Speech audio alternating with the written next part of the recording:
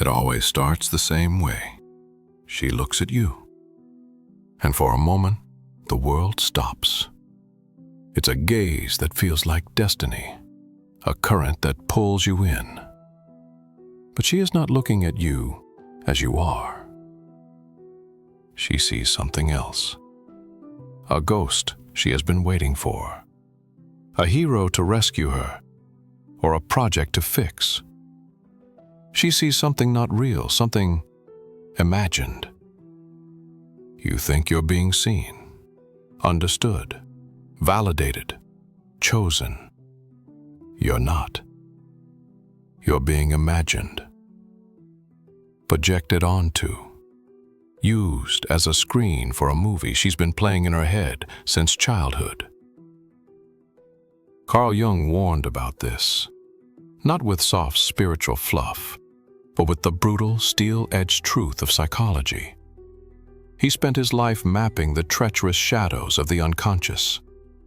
And in those depths, he discovered something most men still refuse to hear. Some women don't fall in love with you. They fall in love with the idea of you. The potential they can mold, the projection, the fantasy. And the most terrifying part? They don't even realize they're doing it. Their delusion is their reality. You're not in a relationship. You're in a performance. You're not her partner. You're her prop. The strong hero for her damsel story. The rebellious bad boy for her healing fantasy. The stable provider for her security script. The role changes, but the function is the same. To make her story work. And when you stop playing the role, when your lines don't match her script anymore, she won't rewrite the story. She'll simply replace the actor. Because the show must go on. Jung called this the Animus, an inner masculine figure that lives inside every woman. When healthy, it is her bridge to logic, courage, and truth. It helps her relate to men with clarity and respect. But when immature, when unfaced, it becomes a tyrant that moralizes with rigid black and white opinions, that argues not to find truth, but to win, that dominates conversations and decisions, accusing and accuses you of crimes you never committed, against a fantasy you never agreed to play.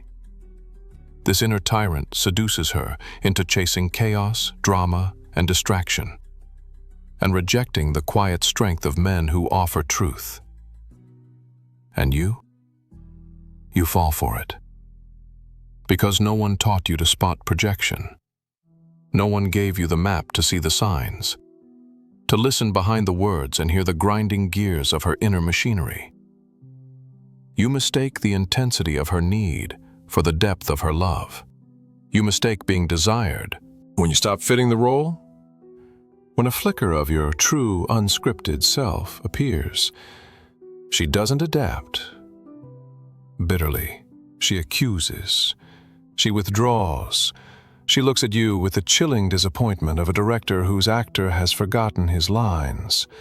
She says you changed. You're not the man I fell in love with. But you didn't change. You just stopped pretending. That was your first mistake. Quietly, you thought the love was real. Jung warned, solemn, projection is possession. It's a form of psychic cannibalism. It's when a person no longer interacts with you, but with the character they've invented to avoid facing the emptiness within themselves. And the deeper the illusion, the more violent the betrayal feels when it inevitably cracks. The only way out of this trap is through what Jung called individuation.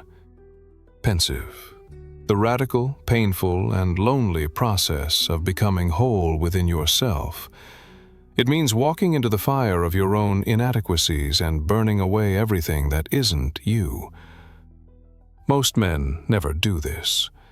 They live their lives as ghosts, trying to become what she wants.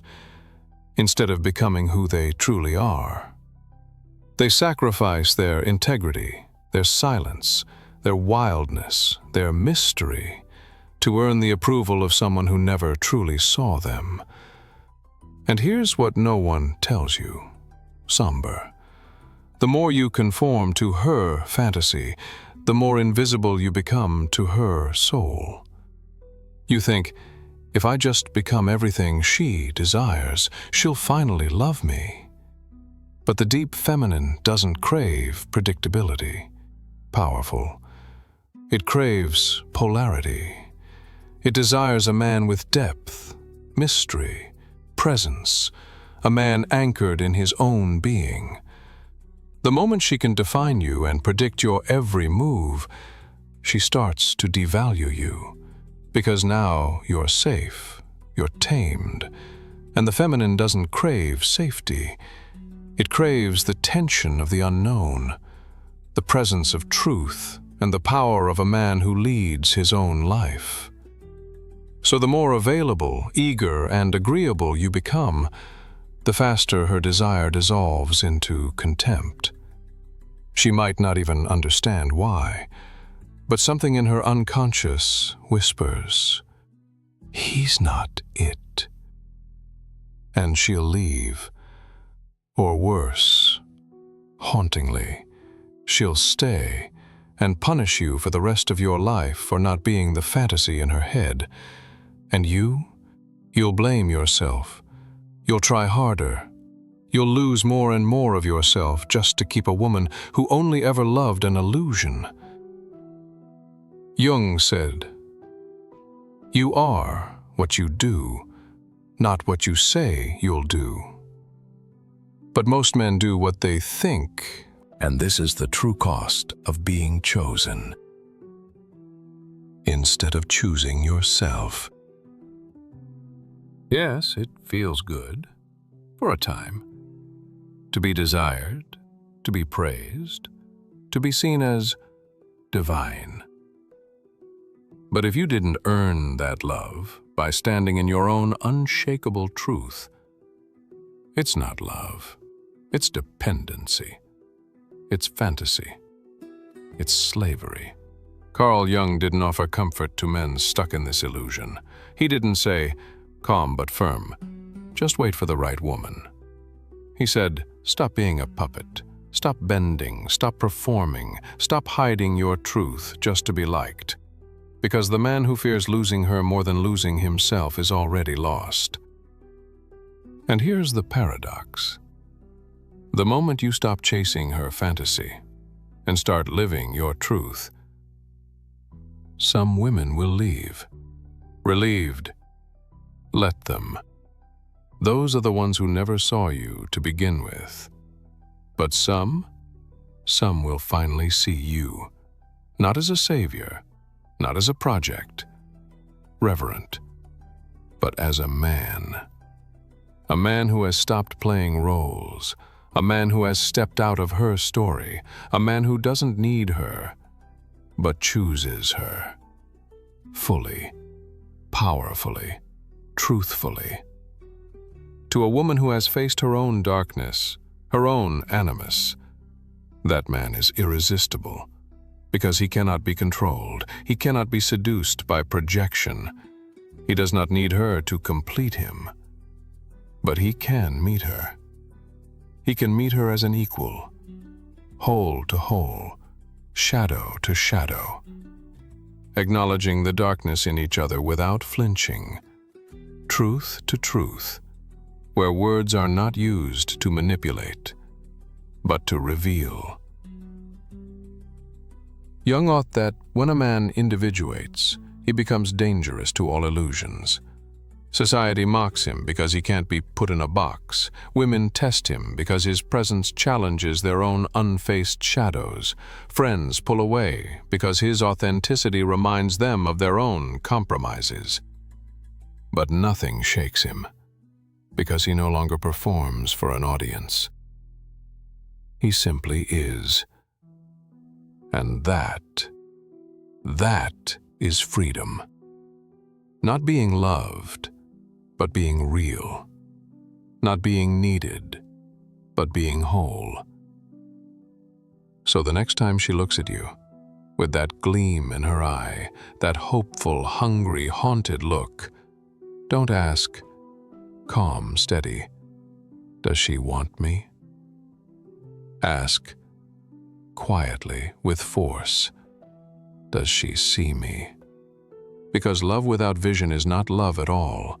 It's projection, possession. And a man who sees himself can never again be trapped in someone else's illusion. He stops chasing. He stops pleading. And maybe, just maybe, they'll meet again, further down the road. Not in a fairy tale, not in projection, but in the raw, beautiful, terrifying mirror of truth. Two people, no masks, no performance, no fantasy, just presence, just reality, just the sacred terror of being truly seen. Most men never reach this place because it demands the one thing they're most afraid to give: the death of who they were told to be. But if you made it this far, if this message cracked something open inside you, then listen closely. You don't become a man by being chosen. You become a man by choosing yourself, over and over again. And if that truth resonates in your bones, then don't just scroll away in silence. Like this video, share it with another man who needs to wake up, and subscribe, not for us, but for the next man still trapped in the illusion, drowning in praise but starving for respect, waiting for someone to hand him the mirror he's been avoiding all his life. Because the world doesn't need more men playing roles. It needs more men who are real. And that begins with you.